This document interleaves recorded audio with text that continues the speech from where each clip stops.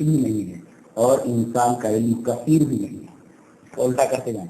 اللہ تبارک و تعالیٰ کا علم محیط, اللہ تبارک و تعالیٰ کا علم کامل, اللہ تبارک و تعالیٰ کا علم کثیر. اس کے مقابلے اللہ کا علم ذاتی. اس سے یہ پتا چلا کہ نبیوں کو جو کچھ دے دیا گیا وہ ان کا ذاتی علم نہیں ہے. اس کی وجہ سے کسی نبی کو غیر کا علم نہیں ہوتا. جی, نبیوں کو غیر کا علم نہیں ہوتا. جو کچھ اللہ نے دے دیا, اب جب دے دیا گیا تو ان کا علم ذاتی کہاں ہوا؟ اسی وجہ سے نبی اکرم صلی اللہ علیہ وسلم کو جو باتیں بتا دی گئی وہ بتانے سے آپ کو معلوم نہیں, نہ کہ آپ اس کو ذاتی علم تھا. تو آپ کو عالم غیب کیسے کہا جا سکتا ہے؟ تو انسان کا علم ذاتی نہیں, محیط نہیں, کثیر نہیں, کامل نہیں, اور اللہ تبارک تعالیٰ کا علم ذاتی, کامل, محیط, کثیر. اور ایک جگہ تو کہہ دیا گیا, جب پوچھا گیا کہ روح کے بارے میں لوگ آپ سے سوال کر رہے ہیں, وَيَسْأَلُونَكَ عَنِ الرُّوحِ قُلِ الرُّوحُ مِنْ أَمْرِ رَبِّي وَمَا أُوتِيتُم مِّنَ الْعِلْمِ إِلَّا قَلِيلًا. تمہیں علم بہت تھوڑا دیا گیا ہے, یعنی انسان کو جو علم عطا کیا گیا بہت تھوڑا. اور ایک نقطہ اور بتا دوں کہ انسان کی ابتدا بھی جہل ہے اور انسان کی انتہا بھی جہل ہے. دو انتہاؤں کے درمیان ہے, ایک ابتدا ایک انتہا. جہالت اس کی ابتدا اور جہالت اس کی انتہا. جیسا کہ آیت کریمہ بتا رہی ہے, واللہ اخرجکم من بطون امہاتکم لا تعلمون شیئا. تم ماں کے پیٹ سے آتے ہو تو تمہیں علم نہیں ہوتا, جہل لے کر کے آتے ہو, کچھ نہیں معلوم ہوتا. تو ابتدا بھی جہل. اور دوسری جگہ اللہ فرماتا ہے وَمِنْكُمْ مَنْ يُتَوَفَّى وَمِنْكُمْ مَنْ يُرَدُّ إِلَىٰ أَرْذَلِ الْعُمُرِ لِكَيْ لَا يَعْلَمَ مِنْ بَعْدِ عِلْمٍ شَيْئًا. کچھ لوگوں کو ارذل عمر کی طرف پھیر دیا جاتا ہے, لوٹا دیا جاتا ہے, اور علم کے بعد ان کو کچھ علم نہیں رہتا. لِكَيْ لَا يَعْلَمَ مِنْ بَعْدِ عِلْمٍ شَيْئًا, تاکہ وہ علم کے بعد کچھ نہ علم رکھیں. اس کا مطلب انسان کی ابتدا بھی جہل ہے اور جہل ہے. اسی وجہ سے انسان کو تردد ہوتا ہے, کہتا ہے کہ ایسا کیسے ہے. اب ایسا کیسے, ایسا بولتا ہے تو ایسا کیسے ہو سکتا ہے, یہ اس کو تردد بولتے ہیں. یہ تردد کیوں ہوتا ہے؟ اس لیے کہ انسان علم اور جہل کے درمیان ہے. تھوڑا علم اس کو مل گیا ہے اور اس کے ساتھ جہل کے بھی آمیزش ہے. اگر اسے پورا علم ہوتا تو تردد نہیں ہوتا. علم اور جہل دونوں ساتھ میں اس کے رہتے ہیں, اسی وجہ سے اسے تردد ہوتا. ایسا ہے یا نہیں, تردد, شک.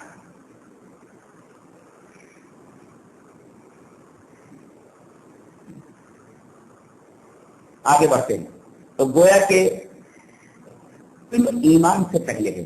پہلی بات تو یہ معلوم ہے اتنی اہم چیز ہے, یعنی علم کے بغیر ایمان کو نہیں سمجھا جا سکتا. اور ایمان کے بعد کیا درجہ ہوتا ہے آدمی کا؟ عمل. عمل سے پہلے بھی علم ہے.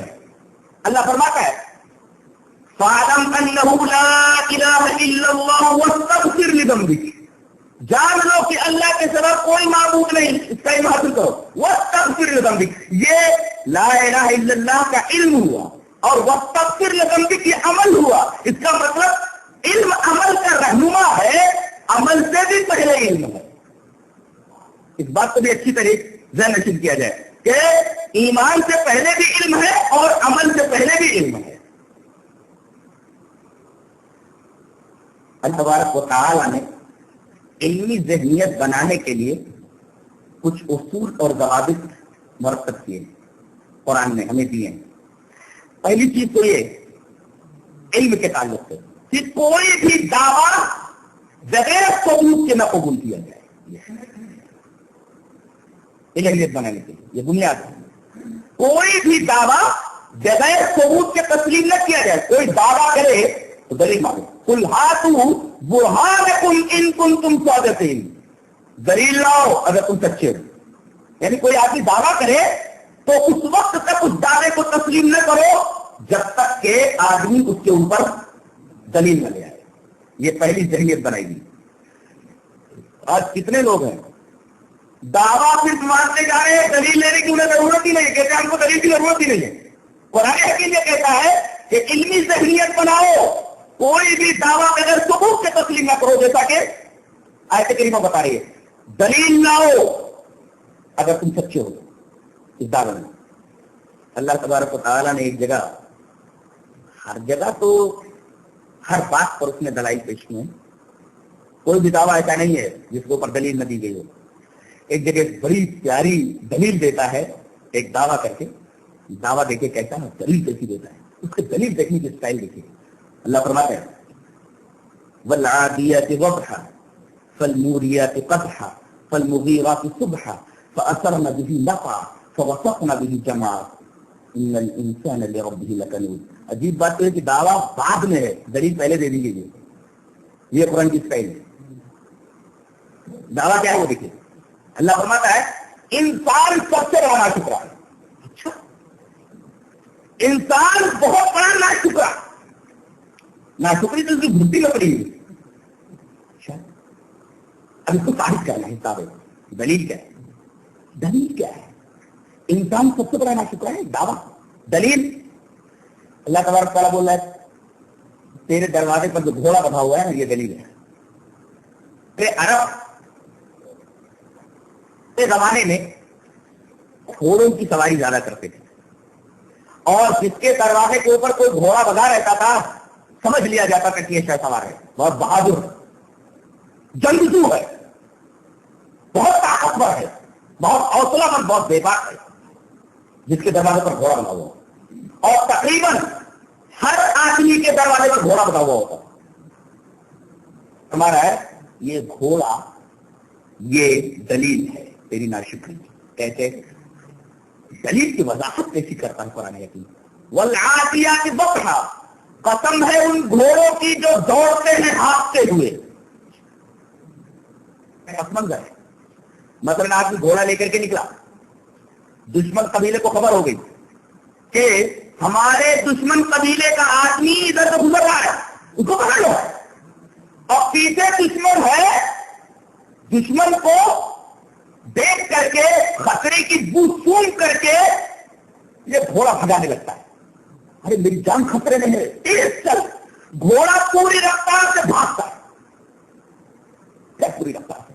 قرآن حکیم کہتا ہے اس کی رفتار ایسی ہے کہ ہانپ رہا ہے, ہانپ رہا ہے. اس کے بعد اللہ فرماتا ہے یہ دیکھ گھوڑا ہانپ رہا ہے. والعادیات ضبحا فالموریات قدحا, قسم ہے ان گھوڑوں کی جو آگ جھاڑتے ہیں ٹاپ مار کر. اب دشمن پیچھے ہے, گھوڑا اس کو آگے لے کر کے پتھریلی زمین کو اوپر آتا ہے. اللہ فرما رہا ہے رفتار ایسی ہے گھوڑے کی جب ٹاپ رکھتا ہے تو آگ نکلتی ہے.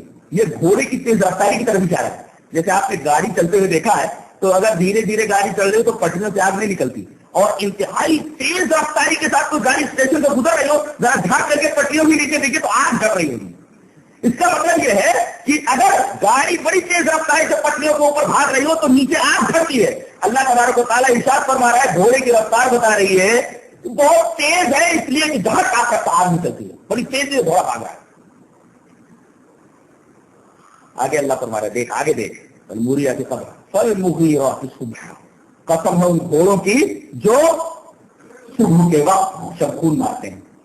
شبخون مارنے کا مطلب سمجھو کہ سامنے مخالف کا لشکر رات میں سو رہا ہے اور پتا چلا کہ وہ سو رہے ہیں رات ہی میں, بالکل صبح کے وقت نیند بہت آتی ہے, اس وجہ سے عذاب کا زیادہ تر وقت یہی سنا جاتا ہے صبح کا وقت.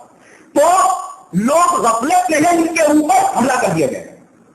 اور وہاں دشمن قبیلے کو پہلے سے خبر ہوتی ہے, دشمن قبیلے کو پہلے سے خبر ہوتی ہے کہ ہمارے اوپر مخالف قبیلہ حملہ کرنے والا ہے. وہ لوگ پہلے ہی سے اپنی اپنی قبیلوں میں بیٹھے رہتے. جیسے لوگ گھوڑا لے کر کے داخل ہوتے ہیں ان کے علاقے میں, ان کے قبیلے میں, وہ لوگ انہیں تیروں کی بار پر رکھ لیتے ہیں اور یہ جب اپنی جان بچا کر بھاگنے رکھتے ہیں تو قرآن حکیم بولتا ہے کہ دیکھو صبح کا ٹائم ہے, سامنے کی چیز دور سے دکھائی نہیں دیتی, قریب کی چیز دکھائی نہیں دیتی صاف طور پر.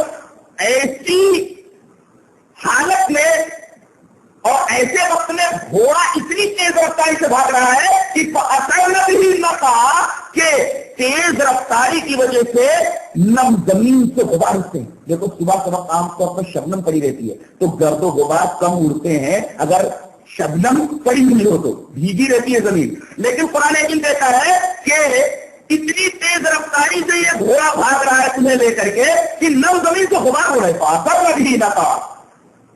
اور یہی گھوڑا ہے کہ جب میدان جنگ میں آ جاتا ہے تو سب سے زیادہ خطرہ کسی گھوڑے کو رہتا ہے. کوئی آنے والا تیر پہلے اس کو زخمی کرے گا, آنے والا نیزہ پہلے اس کو زخمی کرے گا, اور آنے والی تلوار پہلے اس کو زخمی کرے گی. تم تو اس کی پشت پر بیٹھے ہوئے ہوتے ہو. اب اللہ پوچھ رہا ہے یہ دلیلیں دے کر کے, یہ بتا کہ یہ دوڑ رہا ہے, ہانپ رہا ہے, کس لیے؟ صرف تیرے حکم کی تعمیل کرنے کے لیے. اور یہ جو اتنی تیز رفتاری سے بھاگ رہا ہے کہ جب چاپ رکھتا ہے تو بھیلی زمین کے اوپر تو آگ نکلتی ہے. یہ تیز رفتاری کہے کہ یہ تیری جان بچانے کے لیے, تیری جان بچانے کے لیے. اور صبح کے وقت جب تو شبخون مارنے کے لیے گیا اور دشمن نے تیرے اوپر الٹا حملہ کر دیا, تجھ کو لے کر کے یہ گھوڑا اتنی تیزی سے بھاگ رہا ہے کہ صبح کے وقت 9 زمین سے غبار اٹھ رہا ہے. ایسا کر کس لیے؟ تیرے حکم کی تعمیل میں.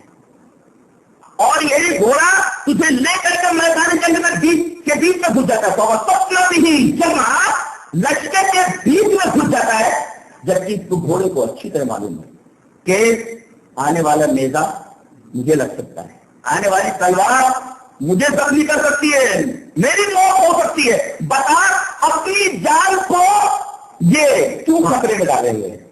تجھے بچانے کے لیے اتنی تیز رفتاری سے بھاگ رہا ہے, تجھے بچانے کے لیے صبح کے وقت بھاگ رہا ہے, سامنے کھائی نہیں مل سکتا اس لیے کہ آگے کو کچھ دکھائی نہیں رہا صبح کے وقت.